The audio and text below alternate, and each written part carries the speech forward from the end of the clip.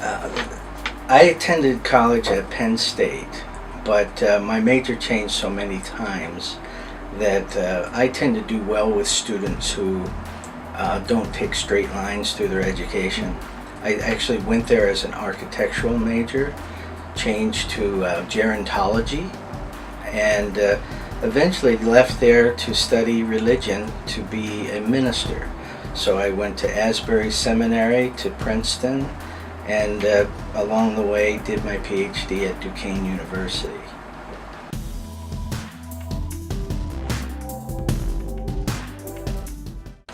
No, I was not a student athlete. I was in high school. I was a mediocre wrestler. I actually enjoyed that, and mainly because I had a coach who, prior to the meets, prior to practice, he would read out of philosophy books about what the whole athletic adventure was, and I was attracted to that. So it's kind of interesting that I now am in this role in a Division III school where athletics and academics are kind of integrated, because that's exactly what I liked about athletics. In other words, I didn't like the concept that certain people were jocks and other people were this and that. I saw athletics as integrating people.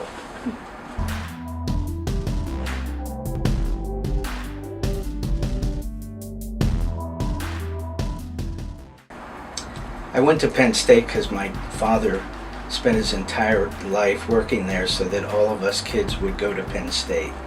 And so I didn't really have much choice in that.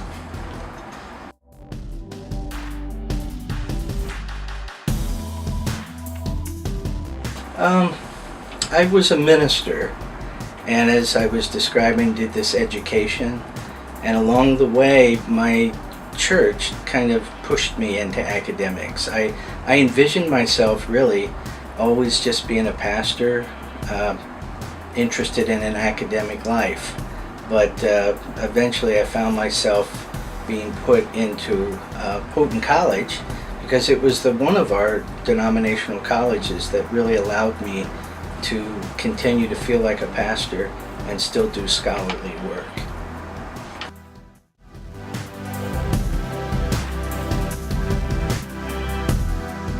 To be honest, being asked to be the faculty athletic rep kind of came to me out of the air. You know, the president sent me an email, and she requested that I think about doing this, and she even gave me the name of the former faculty athletic rep for me to contact and ask him what the job entailed and whether I would want to do it.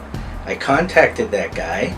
And yeah, he acted like it was an easy job to do and that I would be great at it.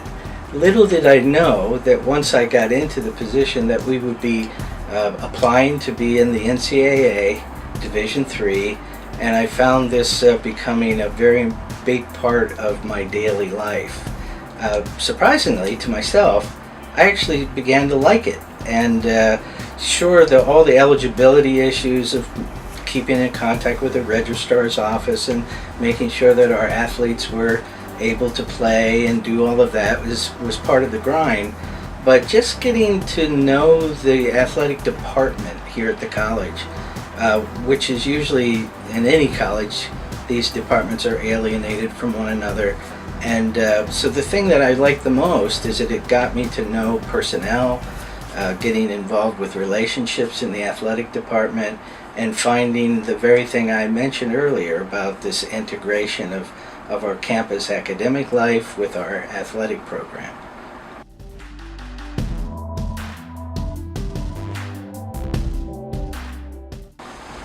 I think a unique part of our campus is its place, and because of that, out in the middle of nowhere, it tends to build a much more residential feel than you get at any other school I've ever gone to.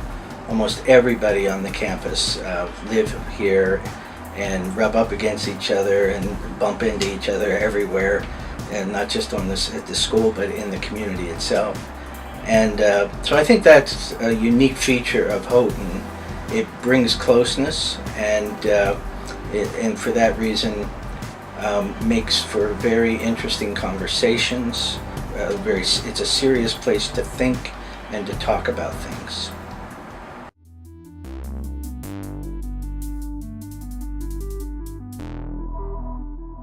I think just one word, it would have to be service.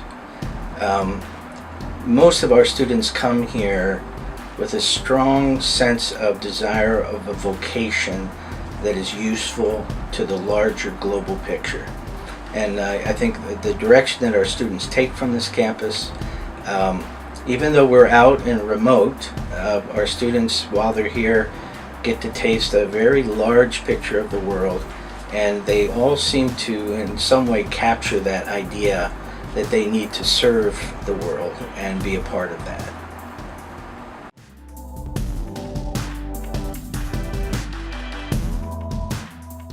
I would have to say a man by the name of Bob Lyon, who was a professor of mine in seminary. Interesting enough, he was an Ohio State grad, so we kind of talked with each other about rivalries over the years.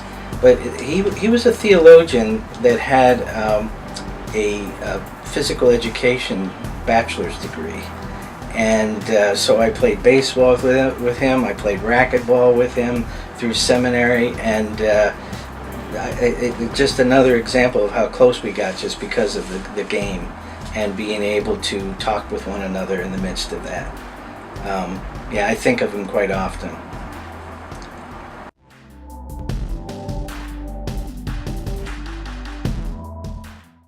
I work on cars.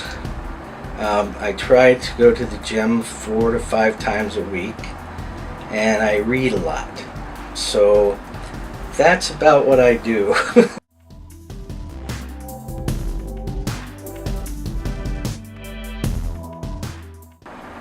I actually like to read young adult books. My son is a librarian, and my favorite book is any book that he recommends to me.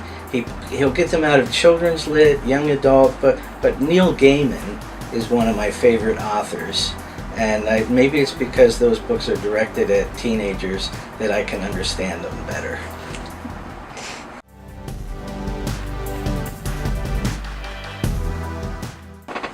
I think I've done all my bucket list.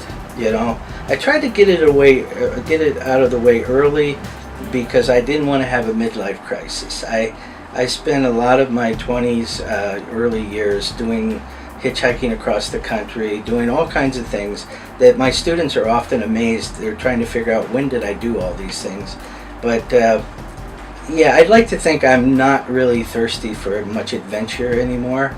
But I like to travel. My wife and I scuba dive, and we tend to go to Belize, and I'd like to think in the future I would hit a number of those scuba sites and check out what's underneath the water. And I don't know if I'd give you 3.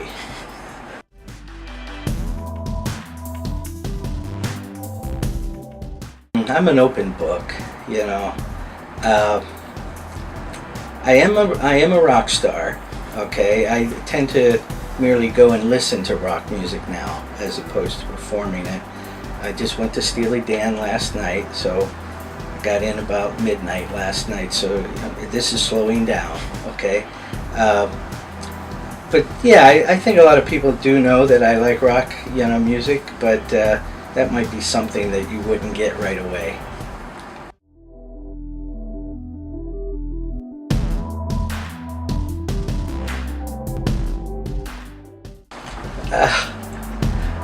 Sauerkraut, Jackson Brown. To be honest, I don't watch much television. Lately? I like the Marvels, the Marvel movies, yeah. Whatever's the latest, Please, my wife Lynn.